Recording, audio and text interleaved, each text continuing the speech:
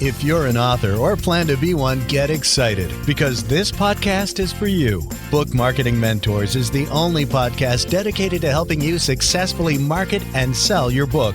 If you're ready for empowering conversations with successful marketing mavens, then grab a coffee or tea and listen in to your host, international best-selling author Susan Friedman. Welcome to Book Marketing Mentors, the weekly podcast where you learn proven strategies, tools, ideas, and tips from the masters. Every week, I introduce you to a marketing master who will share their expertise to help you market and sell more books. Today, my special guest is Kim Rozdeba. Kim is a strategic branding mastermind who's shaped some of the world's most iconic brands. With over 3 decades of experience, Kim has been the driving force between multi-million-dollar campaigns for Fortune 500 giants. From his celebrated book, Branding Queens, to his latest work, Loyalnomics, The Power of Branding, Kim has unparalleled expertise in strategic branding, loyalty, and storytelling, all the way from Calgary, Canada. Kim, it's an absolute pleasure to welcome you to the show, and thank you for being this week's guest expert and mentor. Susan, thank you very much. I'm really excited to be on your show. I've been listening to your show for many years. Actually, when I was starting writing my first book, I was learning from you, so I'm really excited to be here. Oh, well, that's such a compliment. I love it. Oh, my goodness, what a great way to start the interview. Kim, let's get very basic and start introducing this idea of branding, and let's get a definition so we're all on the same page with what exactly is your definition of a brand? There's a lot of definitions out there, but mine, I've kind of paraphrased a very famous quote from Maya Angelou. And my definition of a brand isn't what it says or does, but how it makes its customers feel. At the end of the day, it's how we're making our customers feel that's really important. Now, it's not to say that they own the brand. They absolutely do, but we can influence it. Today, what I'm going to talk to you about is how do I influence the brand and how that customer is going to feel? Wow. We could get really deep into this, I know, and you and I had this great conversation prior to coming on the air. But let's talk about the fact that there's an author brand and then there's a book brand. What's the difference here? And perhaps even where do you feel, from your perspective, an author should put their energy? Should it be in the book or should it be in themselves?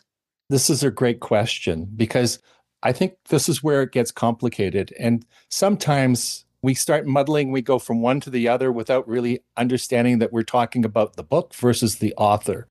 Authors, when they talk about branding, sometimes get confused with the book brand and with their own brand. And I think we got to step back and just look at the person. You wrote a book. What is your brand? How are you going to position yourself?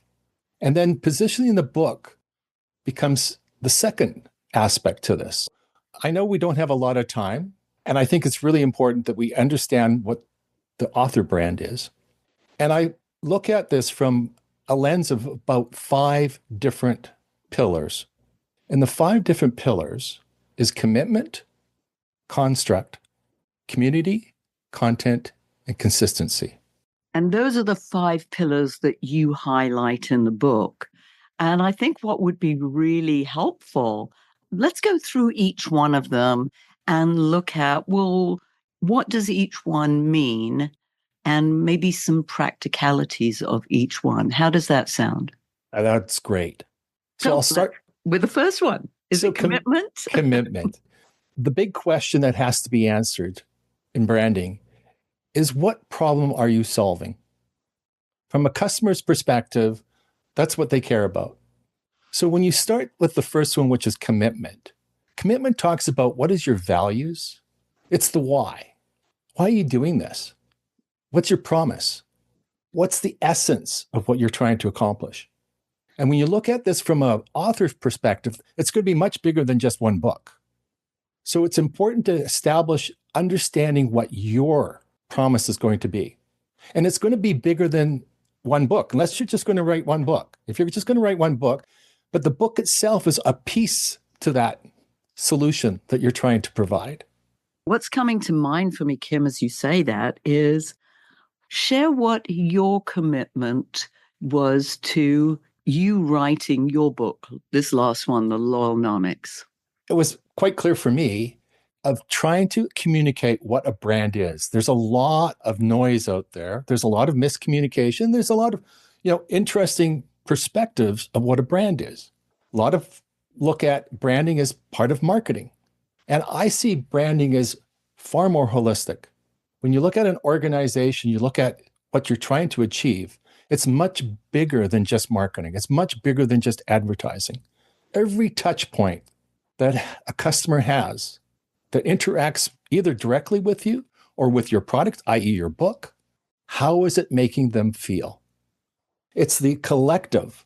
So I'm going to delve even deeper into that. How is it making them feel?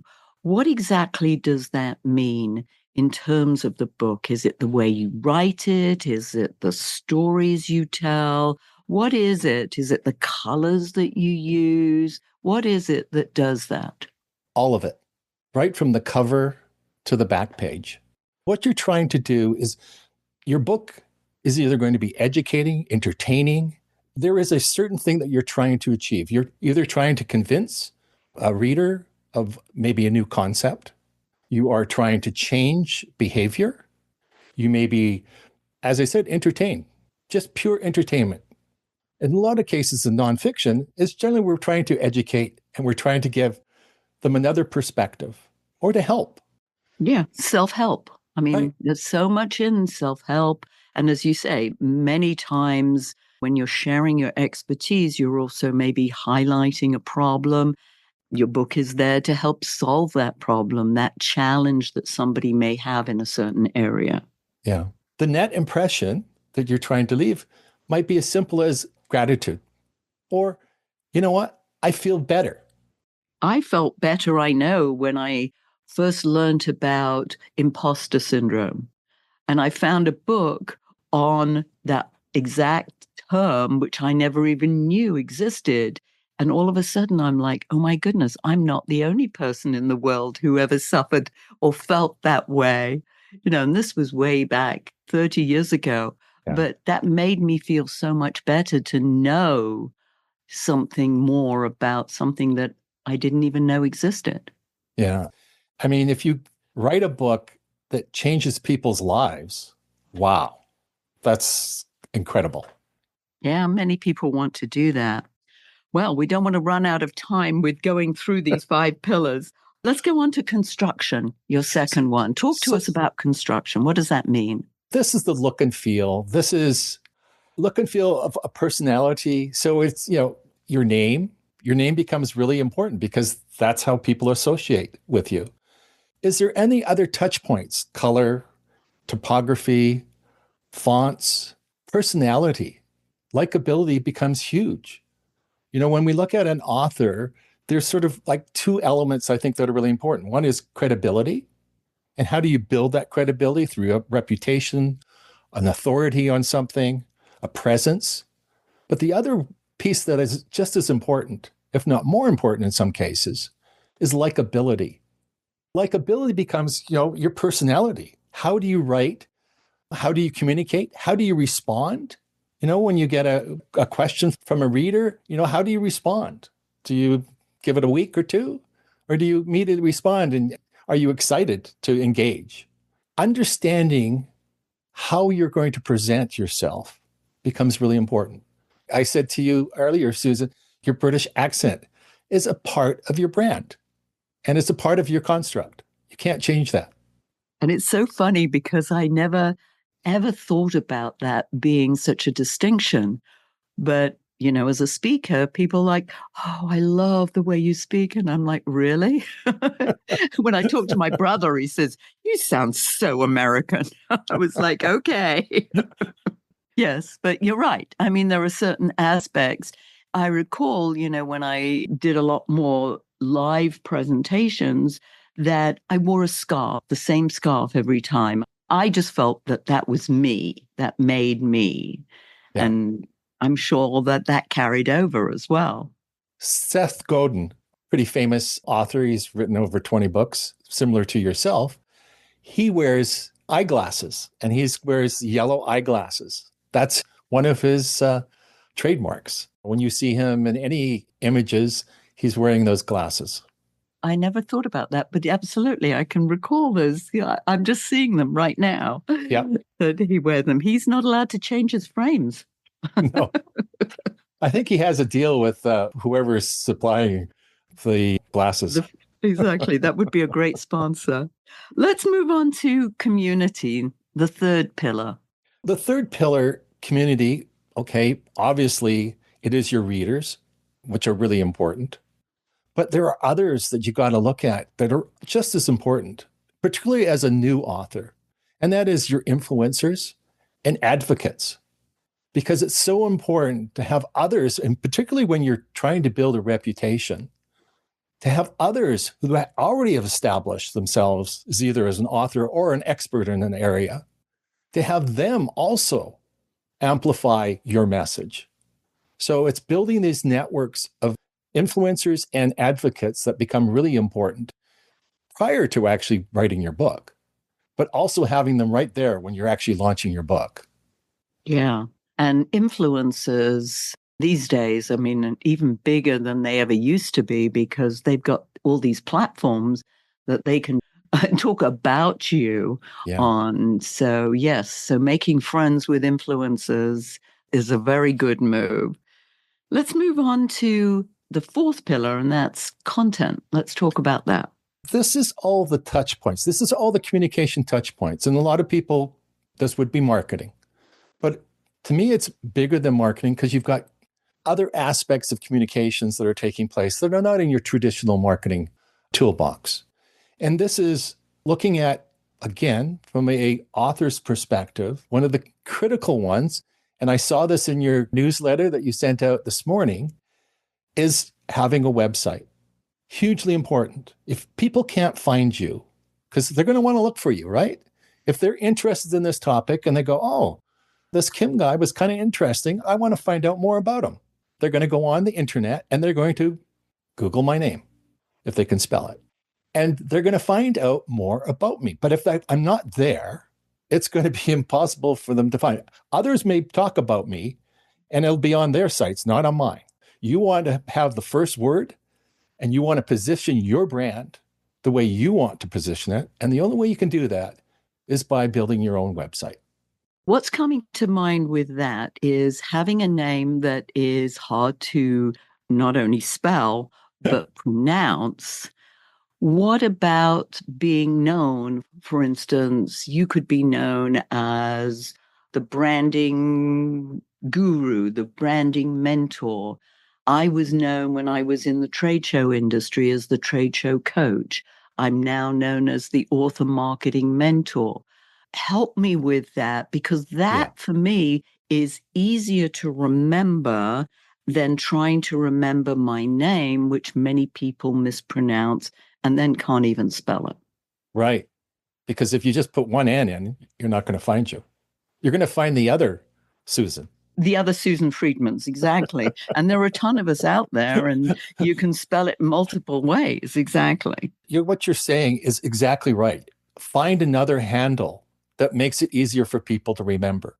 The handle I use is my book title, because if you Google my book title, either one, you'll find me. The good thing is if you have the SEO that's appropriate, that you're built, and you have your titles also unique, you can actually get to me easier through the titles, and the titles are easier. And you know what? I want people to remember my title name because I want them to buy the book. Yes. It's so much easier to, if you have a name that says what you do. In my Riches and Niches, How to Make It Big in a Small Market, that was key, that I said, create a name, and particularly for your business, that says what you do. because people then remember that much more easily. And I think that's exactly what we're saying. Yeah. Maybe I'm repeating it in different ways, but yes, that is so, so important. I remember going through having all these complicated, but sort of what I thought were clever names for my company. I started off with like Diadem Communications, and people thought I was a wireless company. And I was like, what? Why don't they know that communications means, media and PR, etc.? But they didn't. Yeah. That's when I had to go and change exactly what I was known for. Right. And if we go back to the first pillar, which was commitment, in your commitment, you're going to have to solve a problem. You've got to define why you're doing what you're doing. And maybe in there, you can actually come up with a handle or a name that you can start utilizing that associates how you're going to solve a problem to that target audience. You can tie it back there to try and get to, and again, that ties into the construct too, as to how you fit that into associating your actual personality with that name. But the other two important ones from a content perspective outside of the website, because the website to me is a non-starter, absolute non-starter. You've got to have that. Because if you don't, as I said, somebody else is going to talk about you, and you should be the first one talking about yourself and positioning yourself correctly. But the others is podcasts like this, and then social media. And these allow for your personality to come across. Because otherwise, a website, it's just words, unless you put video on there, which is also very nice, because then you can actually start communicating your personality. Now, one thing you said about the website, it's an absolute. I often get asked, should it be a book website or should it be an author website? Well, if you want to hide behind your book, then you would probably start with a book website. But a book website is just about the book. If you've got more than the book, I think a book, in a lot of cases, what we're talking about here today, is an ends to a means, in the sense of it's an introduction to something bigger. You're going to be out there either doing speaking engagements, you're going to be doing other opportunities of consulting possibly. So you want to start with you first. You're the one that wrote the book. So easy for authors wanting to stand behind the book. Yes. The book is a product. At the end of the day, the book is a product. It's a widget. It's a big fat business card that's going to open doors. That's what I often tell authors. It's showing that you are an expert in an area. You've written the book. Yeah. And that's a testament to your expertise in that particular area. Right. And people want to know where it comes from. And what I mean by that, any brand, people want to know the why. They want to understand why you're doing this. And it's much bigger than educating on what a brand is. I think we've still got time for the last C. This is fascinating. I mean, my mind's going crazy here with all different things. And I know there's so much more to this conversation, and we're going to have you back again. That's all there is to it. But let's tackle the fifth C, the fifth pillar, and that I believe was consistency. Yeah. Without this one, all the rest fall apart over time. Because if you can't deliver consistent messaging and consistent personality, all of the other things that I've just talked about consistently, people look and go, either you're schizophrenic or, you're talking one way. And this is where trust becomes really important. And you want to build trust. If you want to be a credible source of information, which is what a book is, trust becomes really important. And the trust comes from your question about, the book versus the author. This becomes paramount, right? Because the trust is not in the book. The trust is with the author. And so to build that trust, you have to be consistent. So when you present yourself, be it on social, be it on podcasts, any other venue that you could be speaking engagements, that consistency becomes really important. And your messaging becomes really important. And that all goes back to your why, the commitment. Yeah, that's beautiful. yes, that consistency comes up all the time. In fact, was just on a webinar on podcasting and consistency. You don't just start it, you've got to keep going, even though it can be challenging sometimes to do an episode every week and to do an article every week and be on social media every week. So, yeah. Or be invited to a conference that makes no sense. It's an opportunity. You go, oh gosh, there's some people I can, present to, but if it doesn't fit, you shouldn't do it. When you said consistency holds it all together, the word glue came up for me. I thought, oh, this is the glue that holds all these things together. I like it. I use the red thread because the red thread is the thread that ties and pulls everything together, and that's the brand. Yes, and we interviewed the expert on the red thread, Tamsin Webster. Her whole business is around the red thread. Yeah. Yes. Yeah. Beautiful. How can our listeners find out more about you and the book? This is so fascinating. They can find me online. They can look for Loyalnomics. It's all one word, Loyalnomics. I'm also on LinkedIn, but I also have a website, and it's Rozdeba, ROZDEBA.com. Fabulous. And I'll put that and a link to the book in the show notes, Kim, because it's fascinating and it's such a deep subject that really we don't know that much about. And the emphasis isn't necessarily on branding. I think that's something, in fact, I know that that's something our listeners need to, really delve more into so that they are more consistent with everything they do, they say, they write, how they appear. Yes, their colors. I think all of that is critical. As you know, we always have our guests leave our listeners with the golden nugget. What's yours? My golden nugget is you can be conscious or unconscious of building a brand.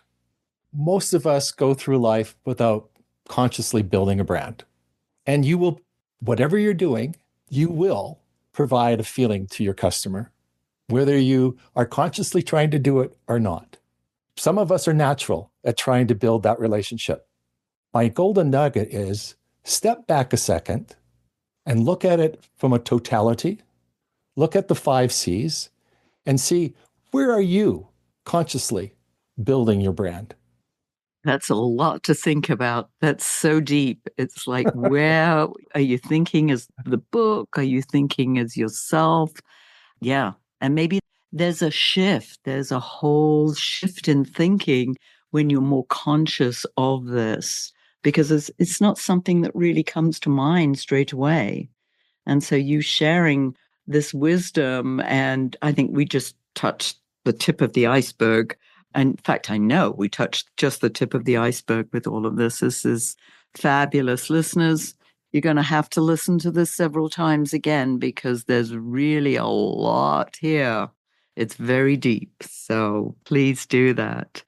Kim, it's hard to let you go because I love to get deeper into this. And I know we're going to have a part 2 because it's sort of crying out for more information to make people more conscious of branding, which I don't think hasn't got the appeal that some of the other marketing/sales tactic strategies have. So I appreciate you sharing your wisdom. And listeners, if your book isn't selling the way you wanted or expected to, let's you and I jump on a quick call together to brainstorm ways to ramp up those sales, because you've invested a whole lot of time, money, and energy, and it's time you got the return that you were hoping for. Go to bookmarketingbrainstorm.com to schedule your free call.